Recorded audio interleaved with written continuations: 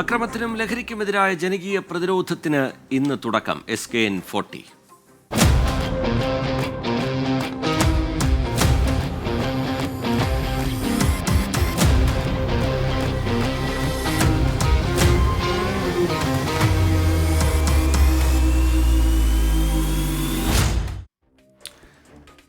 മാധ്യമമേഖലയിൽ 40 വർഷം പിന്നിടുന്ന 24 chief editor R. Sreekandan Nair നയിക്കുന്ന ജനകീയ യാത്ര SKN40 ഇന്ന് അനന്തപുരിയിൽ തുടക്കം കുറിക്കുകയാണ്. കവടിയാറിൽ നിന്നും വമ്പിച്ച റാലിയോടെയായിരിക്കും പര്യടനത്തിന്റെ തുടക്കം. വൈകിട്ട് 6 മണിക്ക് ടാഗോർ തിയേറ്ററിൽ നടക്കുന്ന ഉദ്ഘാടന ചടങ്ങിൽ മന്ത്രിമാരും സാമൂഹിക സാംസ്കാരിക രാഷ്ട്രീയ രംഗത്തെ പ്രമുഖരുമടക്കം നിരവധി പേർ പങ്കെടുക്കുന്നുണ്ട്.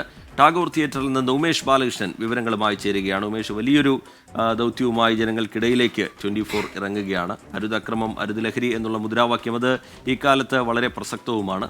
ഇന്ന് വൈകിട്ട് നടക്കാൻ പോകുന്ന ഉദ്ഘാടന ചടങ്ങ്, അതിന് മുന്നോടിയായുള്ള പരിപാടികൾ, ഇന്നത്തെ പരിപാടികളുടെ ക്രമീകരണം എങ്ങനെയാണ് ഉമേഷ് ബാലകൃഷ്ണൻ?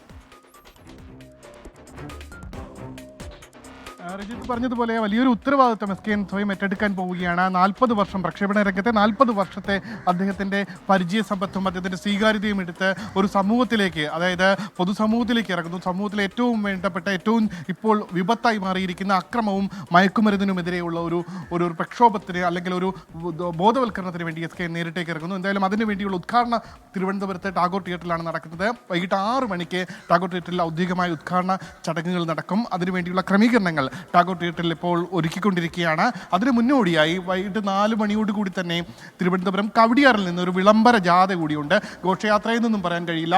ഈ ഒരു വിളംബര ജാഥയിൽ വിവിധ മേഖലയിൽ നിന്നുള്ളവരെ നമ്മൾ അണിനിരത്തുന്നുണ്ട്.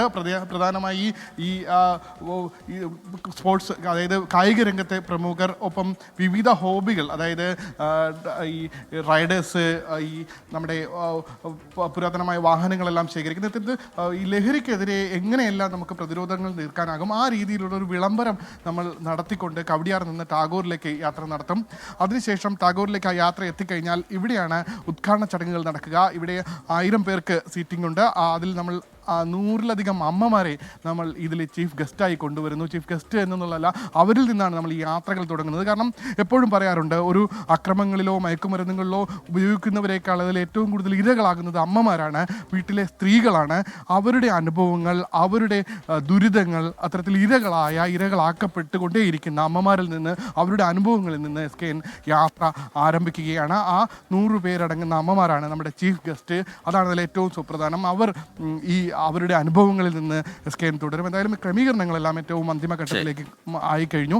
അവസാനം, അതായത് 6 മണിക്ക് പരിപാടി തുടങ്ങിയാൽ ഏകദേശം 7 മണിക്ക് ശേഷമാണ് സിത്താര നയിക്കുന്ന മ്യൂസിക് ബാൻഡിൻ്റെ പരിപാടി ഉണ്ടാവുക. ഇത്തരത്തിൽ പരിപാടിക്ക് എത്തുന്നവർക്ക് ആ മ്യൂസിക് ബാൻഡിൻ്റെ പരിപാടി കൂടി ആസ്വദിച്ചു പോവാം. ഈ രീതിയിലുള്ള ക്രമീകരണങ്ങൾ അന്തിമഘട്ടത്തിലാണ്. ലൈറ്റിംഗ് ക്രമീകരണങ്ങളും ശബ്ദ വിന്യാസവും എല്ലാം അന്തിമ ചെക്കിംഗ് ഇവിടെ നടത്തുകയാണ്. അതാണ് ഇപ്പോൾ നമ്മൾ ദൃശ്യങ്ങളിൽ കാണുന്നത്. എന്തായാലും വൈകുന്നേരം ആകുമ്പോൾ ഈ സീറ്റുകളെല്ലാം, ഇപ്പോൾ കാലിയാണെങ്കിലും വൈകിട്ടാകുമ്പോൾ 6 മണിക്ക് പരിപാടി തുടങ്ങും. 5 മണിയോടുകൂടി തന്നെ ഈ സീറ്റുകളെല്ലാം നിറഞ്ഞു തുടങ്ങും. റജിത്ത്, ശരി. ഉമേഷ് ബാലകൃഷ്ണൻ ടാഗോർ തിയേറ്ററിൽ നിന്ന് വിശദാംശങ്ങൾ പങ്കുവയ്ക്കുകയായിരുന്നു. നേരത്തെ നമ്മൾ സൂചിപ്പിച്ചതുപോലെ വലിയൊരു ദൗത്യവുമായി പ്രേക്ഷകർക്കിടയിലേക്ക് 24 ഇറങ്ങുകയാണ്. അതിന് പൂർണ്ണമായ പിന്തുണ പ്രേക്ഷകരുടെ ഭാഗത്തു നിന്നുണ്ടാകും എന്നുള്ള കാര്യം നമുക്കറിയാം. എല്ലാവരെയും ഇന്ന് വൈകിട്ട് നടക്കുന്ന ഉദ്ഘാടന പരിപാടിയിലേക്ക് ഒരിക്കൽ കൂടി സ്വാഗതം ചെയ്യുകയുമാണ്. ടാഗോർ തിയേറ്ററിൽ നിന്ന് ഉമേഷ് ബാലകൃഷ്ണൻ വിശദാംശങ്ങൾ പങ്കുവയ്ക്കുകയായിരുന്നു. ആ പരിപാടിയുടെ ക്രമീകരണങ്ങൾ എങ്ങനെയാണ് ഒരുക്കിയിരിക്കുന്നതെന്ന കാര്യം പ്രേക്ഷകരോട് വിശദീകരിക്കുകയായിരുന്നു.